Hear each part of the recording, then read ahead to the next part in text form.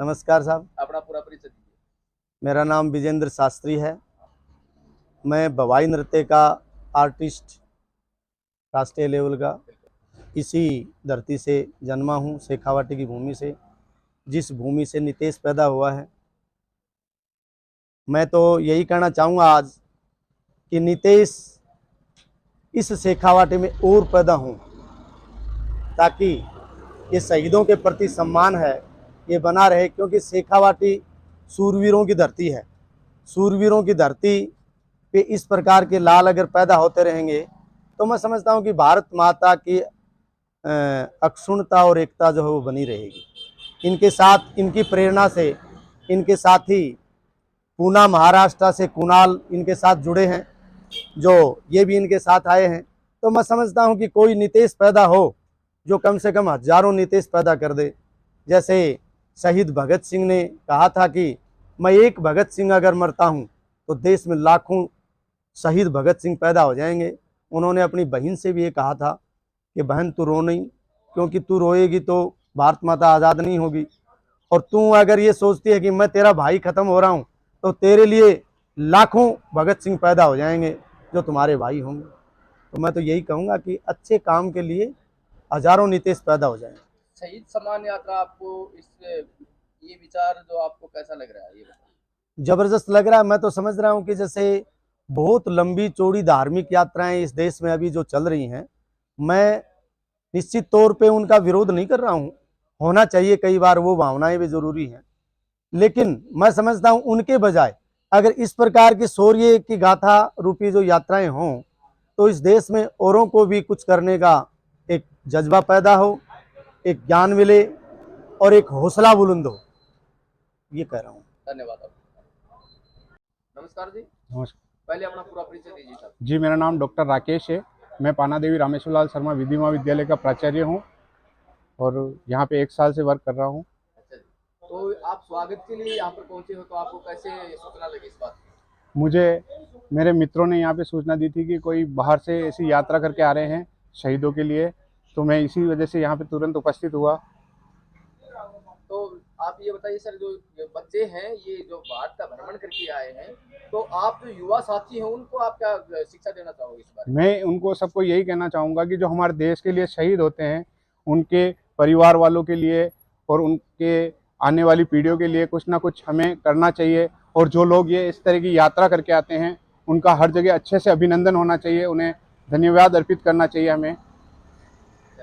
तो और भी कोई ऐसा है जो आपके गाइडलाइंस जो मतलब जो और बच्चों को शिक्षा मिल सके, जिससे ऐसी कोई बात बताओ?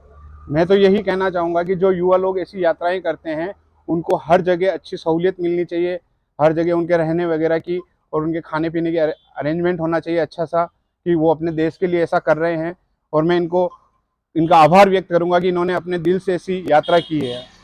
तो लेकिन सर ये और बताइए, आप लोग जैसे लोग हैं जो तीर्थ यात्रा करके आते हैं, जो कोई गंगा घाट जाता है, कोई कांवड़ देने के लिए जाता है, तो उस विषय में और इस विषय में आपको कितना अंतर लगेगा? देखिए, इस विषय में तो मैं यही कहना चाहूँगा कि चारों धामों की यात्रा एक तरफ, एक शहीद के लिए ये सोचकर उनके लिए ये यात्राएं करना उन सबसे बड़ी यात्रा है।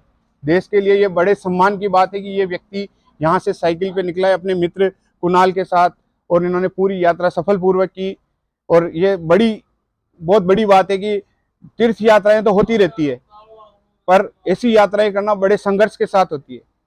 तो सर जी ये बताइए, इन बच्चों ने, जो बहुत से लोग इस प्रकार के जो पूरे भारत का जो भ्रमण करते हैं, गाड़ी से करते हैं, कोई बाइक से करता है, इन्होंने साइकिल से किया है, कुछ लोग पैदल करते हैं, लेकिन मैं सोच रहा हूँ कि डिस्ट्रिक्ट झुंझुनू का शायद पहला केस ऐसा होगा ही। आपकी नज़र में शायद पहला होगा? जी जी, मेरी नज़र में भी ये पहला ही है, और इन्होंने काफ़ी संघर्ष किया होगा इस यात्रा में, और इसमें ये सफल रहे। इनके लिए मैं, और मेरे पास बोलने के लिए शब्द नहीं है कि इन्होंने इतनी यात्राएं क्या की है, मेहनत की है। चलो, धन्यवाद आपको।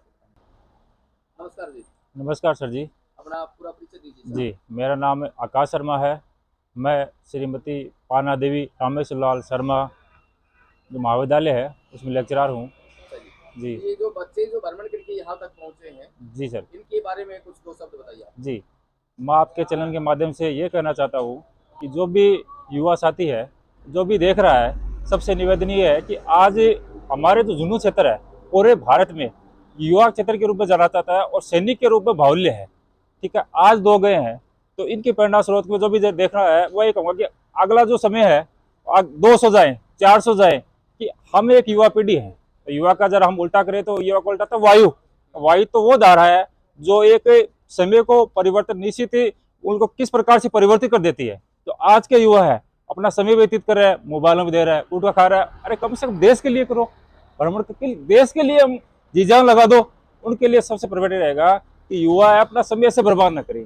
देश के लिए क्या किया हमने, हमारी जो जिंदगी 80 साल 70 साल जिंदगी जी रहे, किया क्या है, सब अपने स्वार्थ के लिए कर रहे हैं, घर के लिए कर रहे हैं, देश के लिए क्या जिया, कुछ नहीं किया, निस्वार्थ कुछ नहीं, उनका जीरो है मेरे हिसाब से, ये कहना चाहते हैं सर। बिल्कुल बिल्कुल, धन्यवाद आपको बताने के लिए। थैंक यू बहुत बहुत।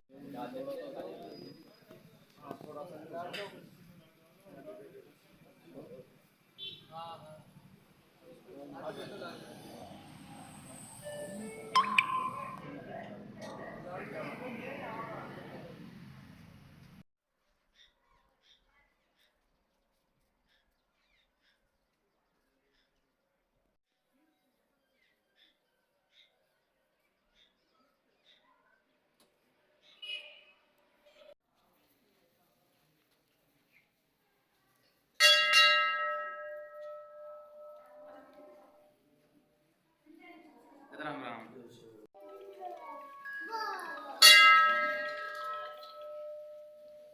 हेलो। हाँ।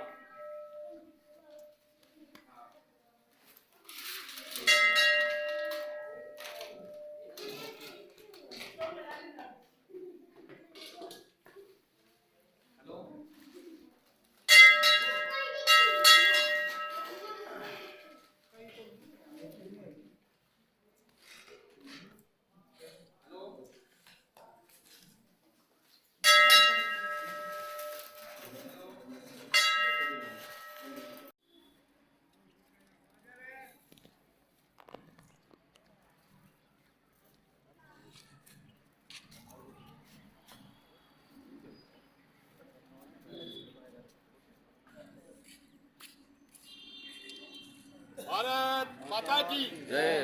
भारत माता की वंदे मातरम वंदे मातरम वंदे मातरम।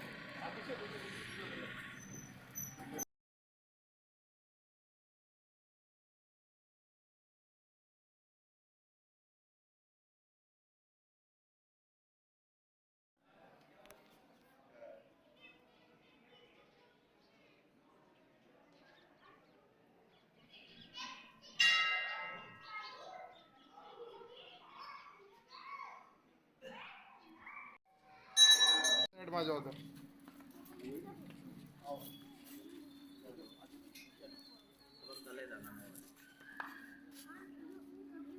जो माइक है वो खड़ा हो दे, खड़ा जो पाले लगा वो खड़े जाओ। आओ तो उसी आओ रे आओ जी बड़ी पहुंचे ओ पहुंचे। एक पंडित जी महाराज को जय करो। बोल पंडित जी महाराज की जय। बोल पंडित जी महाराज की जय। बोल पंडित जी महाराज की जय। बोल बालाजी महाराज की जय। वंदे मातरम वंदे मातरम। भारत माता की जय। भारत माता की जय। मुंडे करो, हाथ लगाओ माला का। बैठ ले बैठ। कब चिड़ाव से आप रवाना हो? मैं 10 अगस्त 2024 को हुआ था। यहाँ से होते हुए मैं हरियाणा होते हुए पंजाब, हिमाचल प्रदेश, लेह लद्दाख, गुजरात, महाराष्ट्र, गोवा, कर्नाटक, केरला, तमिलनाडु, आंध्र, उड़ीसा, वेस्ट बंगाल, झारखंड, बिहार, यूपी। यात्रा का मेन पर्पज क्या था आपका? शहीद यात्रा सम्मान यात्रा, शहीद सम्मान यात्रा और देश के कल्चर को देखना, जो किताबों में पढ़ा है वो हकीकत में देखना। तो आपको जैसे आप गए तो अलग अलग स्टेट में अलग अलग भाषा आपको, तो वहाँ पे आपको कोई मतलब साउथ परेशानी की या तरफ कुछ? दिक्कत आई थी लैंग्वेज की, तो उधर थोड़ा इंग्लिश मिक्स करके थोड़ा हिंदी आता था उनको। तो क्या कुछ आपको कष्ट झेलना पड़ा? कष्ट तो कुछ नहीं, सुविधा ही नहीं थी अपने पास, तो कष्ट क्या होगा।